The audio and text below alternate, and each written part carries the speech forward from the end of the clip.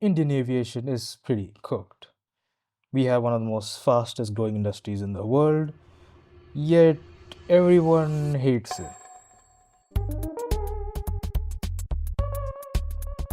I've looked to my right, Deji. Looked to my left, AJ. These partners stink of poo. So I've come across this phenomenon whenever I'm scrolling on either Instagram or Reddit. You see a wholesome post, someone saying, "Hey, I had a really good time on like Air India, Indigo, and that's pretty cool. That's pretty cool, yummers." Someone sharing the experience and saying the pros and cons, all that good shit. Then I scroll. India sucks balls. Indigo, more like Indie no go. They gave me a shitty sandwich I willingly paid 500 for, bro. Paid 500 for, bro. You see people usually talking about, oh, I wish Jet Airways and Kingfisher still existed. They would sweep the floor with these guys. Yeah, I wonder why they're 6 feet under and these guys are not, buddy. Pack it up, quit whining. So I think we can all agree we have issues, right?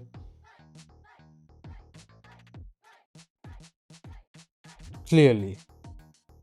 And out of all of them, I've categorized them into three categories. Oh my god, bro. Three categories: airlines, passengers, and social media. So let's start with. How do I? Cool transition.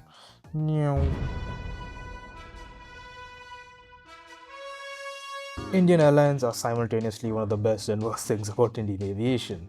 Routes between Tier 2 and Tier 3 cities that used to be non existent decades ago are pretty routine now. Thank you, Indigo. And despite what Instagram comments might suggest, most flights are actually pretty normal, honestly. The problem many people have is choosing between the two same airlines, Air India and Indigo. So let's talk about them. Insert title card. Indigo. To be fair, you kind of have to respect what they've done. They have a huge network that spans the entire country, pretty good operational efficiency and reliability compared to other competitors. They are India's largest airline. They are the bare minimum, getting you from point A to point B without any complications, and that's worked pretty well in our country. You want priority? Pay. You want baggage? Pay. You want food? Pay. They provide low fares with simple value and getting the job done without any complexities. On the other end of the spectrum, we have India's flag carrier, Air India, or your ex promising he or she has changed. And oh shit, I mean, maybe, hey. To keep it simple, Air India is an airline in the middle of an identity crisis. Half of the fleet feels like the future, while the other half feels like it's in a prehistoric era. The truth is, they are probably somewhere in the middle, and not everything is bad. After the Tata privatization, there has been constant changes, new aircraft, new cabins, fleet refurbishments on most of their aircraft types. A complete overhaul that would have sounded impossible a few years ago.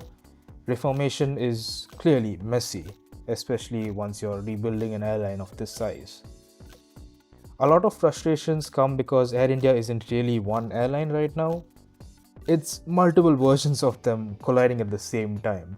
One passenger boards a brand new aircraft and leaves impressed, while the other one boards a dated aircraft and leaves with a sour taste in their mouth, feeling like they've traveled on a completely different airline, which makes judging the services offered surprisingly difficult, because depending on what versions you flew, both opinions can be correct.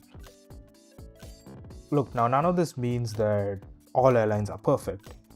Delays happen, communication is as good as my college, customer service can be painful. But when airlines mess up, they completely deserve the criticism for it. But hold your horses, sit down, we're not done yet. It would be a lot less chaotic if airlines were only the problem. You know, the other problem is you. Yeah.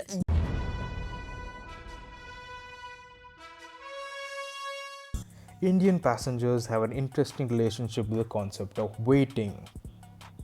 Or, well, the term waiting doesn't really exist. Airlines create boarding groups, zones, A, B, C, 1, 2, 3, business priority, all that good stuff that is meant to make boarding an organized process. But as soon as boarding begins, everyone turns into fucking prime Lewis Hamilton when it comes to standing in a line. Just to be clear, to stand in another line at the jet bridge. Like, dude, you're flying Indigo. You are going to be standing in a line just because you go first. You're not getting a trophy, you're not getting a podium, nothing, brother. I thought zone boarding was a rule to be followed. Why is it being taken as a polite suggestion? And if the flight is delayed, let's all go yell at the ground staff like that magically solves all our issues. They are just doing their job, man. And yes, if the airline makes a mistake or mismanages the situation or a delay, yes, you deserve an answer. Yes, you deserve compensation depending on how severe the thing is.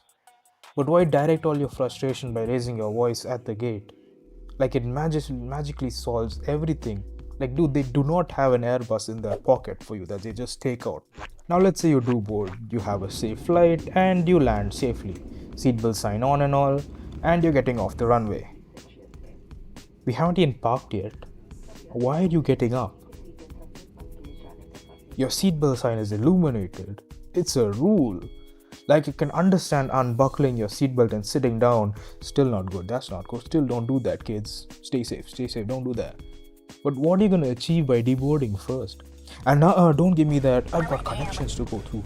Dude, you're just going to be standing there at the front of the aircraft until the door opens, just like all of us. Why? Like, everyone is in a rush to board first, to complain first, to get off first, and somehow we all end up in the same place anyway. Which is fitting because no matter which airline you fly, no matter what airport you're in, no matter what side of the argument you're on, we all end up at the same place anyway. Bam! If you've never flown in India and your only experience to Indian aviation came from social media, then you'd think every flight ends in some sort of disaster. Apparently, every airline is collapsing, every airport is a disaster, and so on and so forth. The main issue is because media just doesn't reward normal. Because normal isn't interesting. Bad experiences are interesting. And because bad experiences get attention, every small inconvenience becomes content. The perfect example: Top 5 Scariest Jumpscares. Scary Alerts. Número 1. Bro, I'm not gonna get scared. Come on. Bro, it's Five Nights at Freddy's. Air India and social media have a weird love-hate relationship. Unlike most airlines, people don't just judge Air India based on their recent flight. They're also judging them based on the stories they've heard for the last 20 years. Some stories are fair, some aren't. But after a while, people stop talking about experiences and start following narratives. And let's be honest, the internet isn't exactly known for giving India the benefit of the doubt. So when Air India does something wrong, that becomes an India problem as well. Air India is probably undergoing the biggest transformation of any airline in the country. New aircraft, branding, investment. But rebuilding an airline isn't as easy as it sounds. Rome wasn't built in a day. Neither was this. I'm not saying any criticism of Air India is unfair. Some of it is absolutely deserved. The airline still has problems, very visible ones too. Hard product delays, customer service issues, operational mistakes. All of it is pretty messy. Not just Air India, obviously. But the media doesn't really create these problems. It just amplifies them, exaggerates them, and turns it into entertainment. For you and for me. But at the end of the day, flying is one of the few things that forces thousands of strangers to experience together. The same airport, the same delays, the same announcements nobody listens to, and somehow everyone walks away with a different story. And maybe that's why the aviation discourse in India is so chaotic, because we're all talking about the same flight, just not the same experience.